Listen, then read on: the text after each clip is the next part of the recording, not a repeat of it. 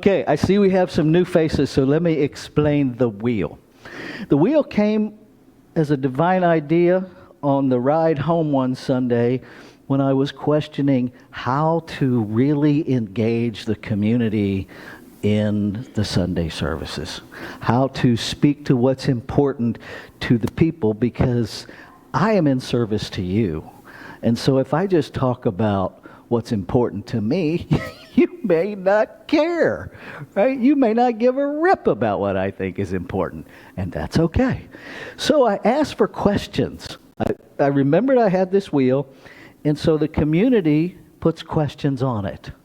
And then we spin it on Sunday morning to see how we're going to contextualize the talk.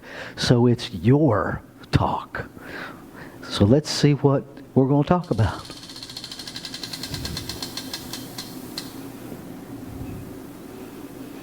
How do I experience greater love? So we're going to figure out, Frank and I are doing the talk together this morning, and so we're going to take that into this time of prayer and contemplation that we're going into and consider that in the greater context of everything else we're doing. So have you noticed with our annual theme, First Thing First, that the first thing keeps changing? Anybody notice that? It's like there's not one universal first thing, right? You go to bed, you think you got the first thing set in your head for the next morning, then you get up and the first thing has changed while you slept. That's why we're focusing on this, to keep reminding ourselves, first thing first, one thing. It's really ministerial code for getting you to be present in the moment. Because if you focus on just the first thing, you kind of have to be in the moment. So that's what this whole year is about. And we're using it in the context of the 12 steps and 12 traditions of recovery to give us nuts and bolt tools. And so the first 2 weeks of the month, we're doing the steps. The second 2 weeks, we do the tradition. And when there's a fifth Sunday, which I need to change that slide because there's a fifth Sunday this month, we have our fifth Sunday brunch service where we do a workshop format. So we will be doing that on the fifth Sunday of this month. So let me grab my stack of papers that I forgot. All right. So last week, our study guide invited you to explore your idea, your understanding, your relationship with two concepts, harm and amends.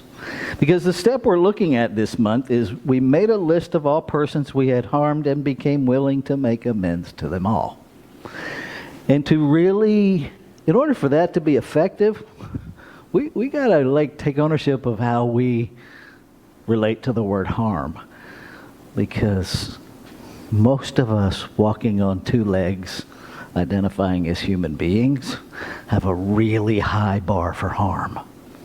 Right? I didn't kill anybody today, so I didn't harm anybody. Everything under that bar is something else, but it's not actual harm. And perhaps it's one of the areas where we need to lower our bar instead of raising it. What a concept, right? To be more inclusive and take a deeper ownership of how we harm people. I love how in this community we just kind of roll with what is. And so I want to address a harm that I was unaware of, because clearly, by your comment this morning, Dr. Phil, the change in the birthday thing you experienced as a harm. And I want to take ownership of that. And I want to give you some information.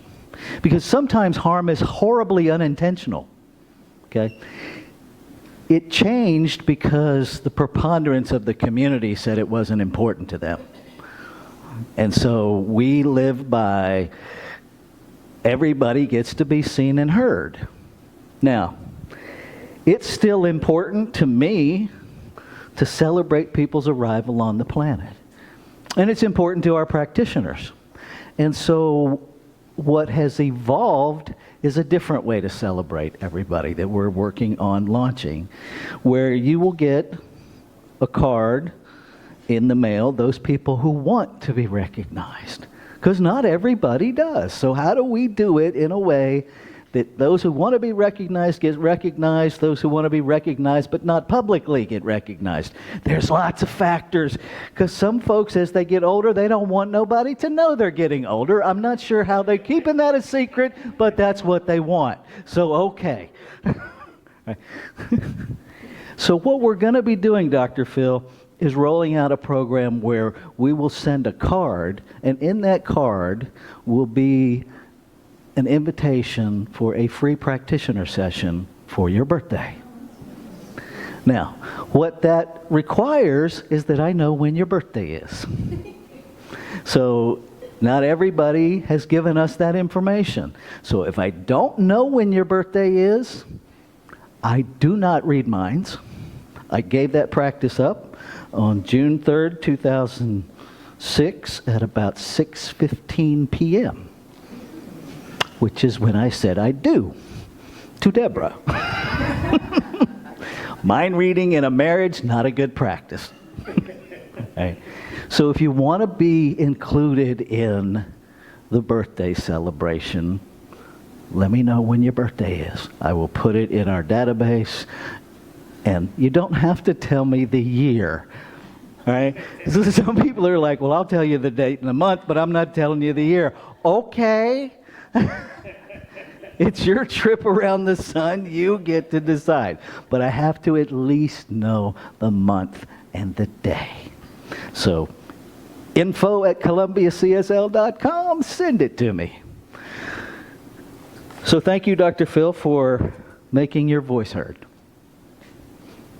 Because we really do live by everybody gets to be seen and heard. Everybody. So, this week we're going a little bit deeper with this idea, and we're looking at making the list. Now let's be really clear about this. You're not doing anything. You're not talking to anybody. You're not making any amends yet. You're just making a list of everybody that you are willing to take ownership of causing harm intentionally or unintentionally, directly or indirectly, right?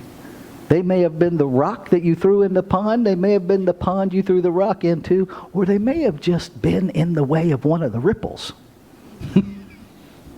Right? So we're going to look at putting them on the list. And I'm going to do this with Frank in a conversational thing. And I invite you to consider this question as we do this, as this practice is a way to experience greater love. Perhaps. So come on up, Frank. Because he's the ministerial intern, I get to put him on the hot spot. Or as we call torture. Because all God's children got to learn somewhere. And I'm very grateful for him. So let's start with this, Frank.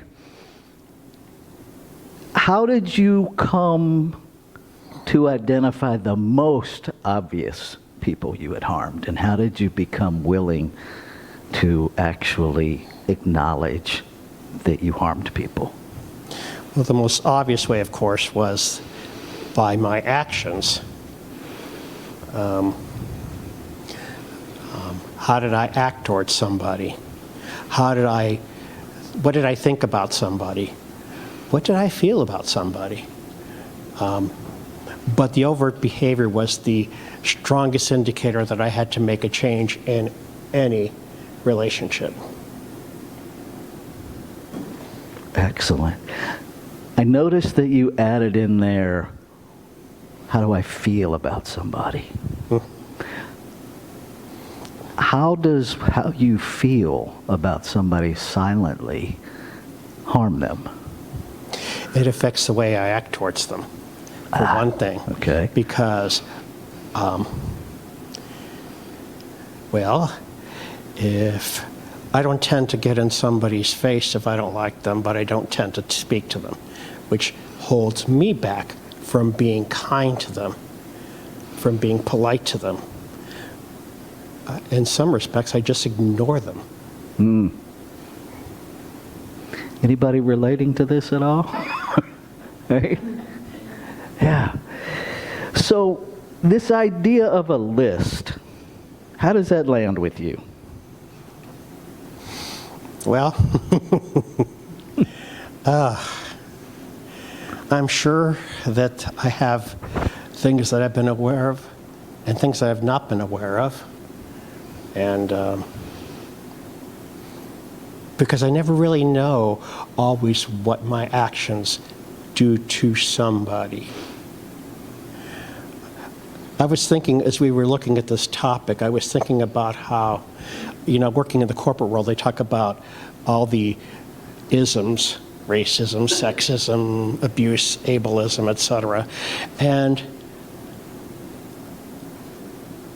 how many times I might have accidentally stepped over the boundary, completely unaware of what I thought or said or did could have been taken by somebody. For example, we were just sharing with about Dr. Phil talking about the birthdays. No clue that offended anybody. No clue at all. Yeah. Because what I consider harm and what somebody else might consider harm are might be two very different things. And that's a key component when we're looking at this idea of harm. Are we excluding people based on our criteria of harm, or are we willing to broaden the criteria of harm? It's kind of like back in the day, and yes, I'm old enough to say that about this topic, when we started addressing sexual harassment in the workplace. Because there was a time when we didn't even have that concept, right? That sexual harassment was the activity of the workplace, and we didn't even know it was inappropriate. And then we learned it was inappropriate. And ultimately, the HR/legal standard of that is not whether I mean it to be offensive, it's whether or not someone was offended. And so the harm is established by the person who experienced harm. Now, I think in order to become aware of that, we actually need to engage in deep, authentic relationships with one another. We have to be willing to actually hear, ouch, undefendedly. Okay? Now, I'll be straight up honest. When Dr. Phil started sharing, the human part of me, my gut grabbed. Right? Because I don't want to hurt anybody. And then the brain kicks in with all of the defenses and all of the, I didn't do that. And the reality of it is, I didn't. That doesn't mean Dr. Phil didn't experience harm. Doesn't mean he didn't have feelings about it. And so if we can get beyond our process of defensiveness, because what happens when we defend is what we're really saying is your level of harm is less important than the harm I'm feeling right now that I need to defend. Defensiveness comes from a place where we think we're being harmed. There's no need to defend unless we perceive an attack. Nobody wakes up in the morning and says, no matter how few attacks come my way today, I'm going to defend everything. Nobody does that. Defense is a reaction to a perceived attack. Caveat, no actual attack is necessary. We are often defended when there is no attack. There is just somebody expressing their experience. But when we're raised on this reward-punishment paradigm of guilt and shame, right? Blame, the way we get our sense of self as human beings on planet Earth is by how right we are. The way we get the attention that we want is by how well behaved we are, translated, how right we are. How do we get rewarded? By how right we are. What happens when we make a mistake? We're punished. So we defend, because we've been trained to believe that if we get it wrong, if we make a mistake, punishment is on its way. And that's the attack we perceive. What if it's not? What if we meet all those situations with love? What if we hear one another's ouch as courageous? Because it's not always easy. Right. If I might share, one of CSL's shared values is honest, open communication. And that requires a certain amount of accountability. I have to be willing to say to Rafe that I'm sorry, I made a mistake. How can I make it up to you? And sometimes having honest, open communication is a little hard. It's a hard situation sometimes. Sometimes it's embarrassing. Sometimes it's frightening and scary. I don't know what reaction I'm going to have. And I don't know what to expect. So am I courageous enough to say my truth, stand in my truth, and accept the consequences of that and responsibility thereof? And those questions keep us from even putting people on a list. Right? That's that place, and you're invited to explore it this week in the study guide, of where are those places where no way, no how, under any condition am I ever going to make an amend to that blah, blah, blah. Right? They belong on the list, but our resentment is so deep and so real and so raw, we won't even put them on the list. We won't even entertain the idea of becoming willing to make amends to them. Step 8 doesn't even ask you to do anything with it. Just put them on a list. So pay attention. If there are people that you still are so fearful about what might happen, or you're so angry about their part that you won't even put them on the list, they are stopping you from experiencing more love. Only they're really not the ones doing it. You are. Because it's your list. Right? It's your list. I promise you, guarantee you, 100% promise you, that nobody will know whether they're on your list or not. Nobody has a magic way of knowing whether you put them on the list or not. It's safe to put them on there. It's safe. Make sure, and we're going to start wrapping up with this, that you are the first person on your list. I love it. One of the reactions in the room was just like, what? Yes, because you have harmed you way more than anybody else has ever harmed you. Your internal dialogue that berates you, that belittles you, that criticizes you, that condemns you, that makes you less than able to be courageous enough to even put a name on a list, harms you. If you want to experience more love, start with you. Because I can't love you well if I don't love me well. I can't. I can't give you what I don't have. Would you agree with the whole self-love? I would, and that self-love is a choice. It's really a choice to say, I may not even understand sometimes where I've hurt myself. But I do know that I can start with what I know and then ask God to open it up from there so I can see the other areas that I may not have loved myself. Yeah. And this has been an interesting topic for me because I started making my list, and I'm just going to say it's interesting.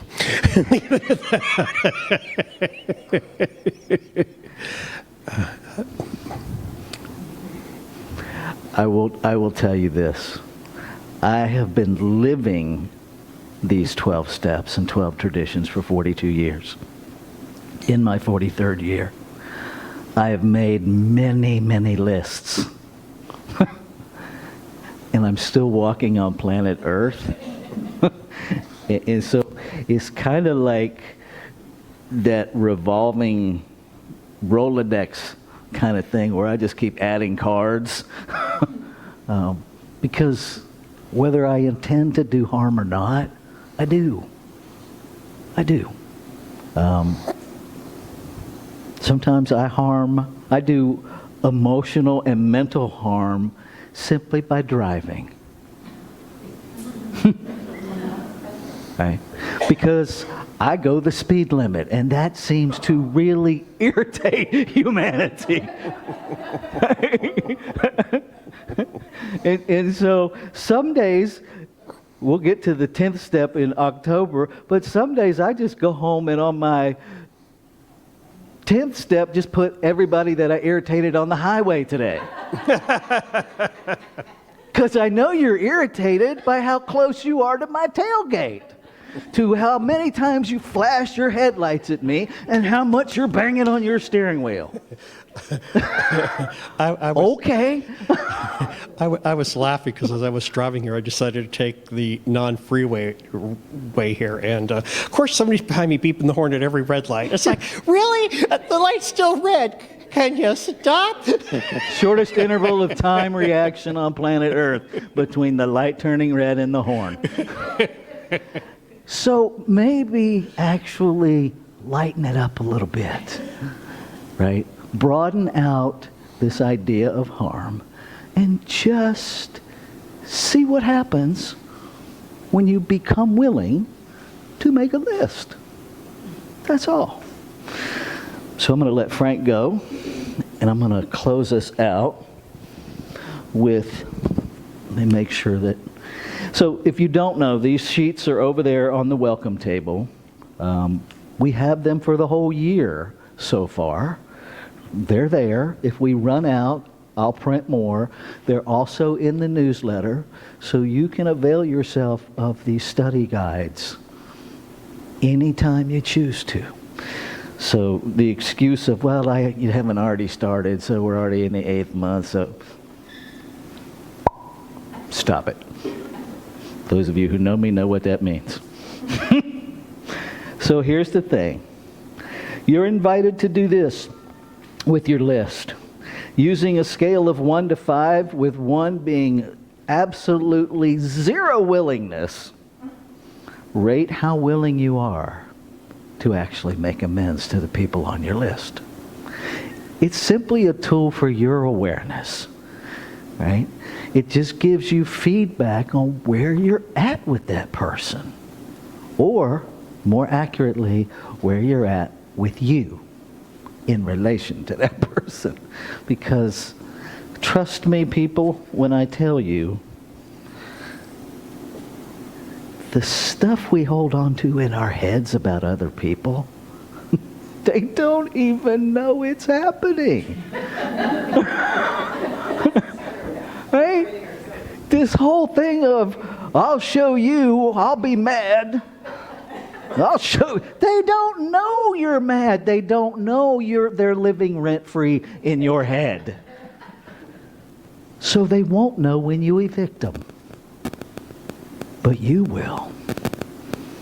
If you have people living rent-free in your head and you're not sure how to evict them, Google eviction notice and fill it out with their name, and then put a chair in front of you, sit down, and read it to them. They don't have to actually be in the chair because they're not actually in your head.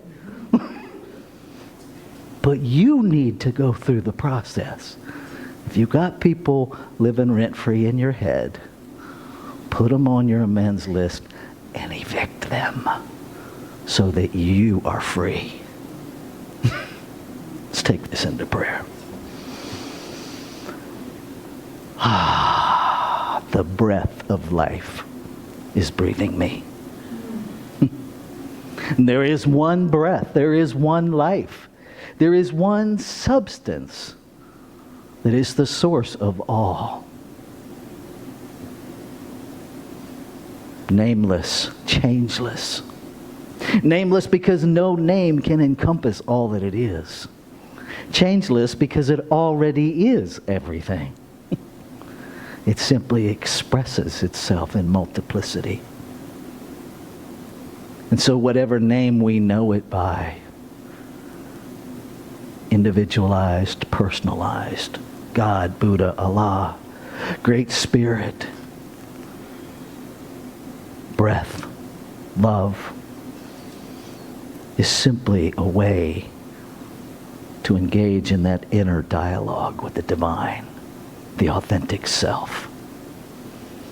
And so I know, just as I know there is only one, I know that I am that in form.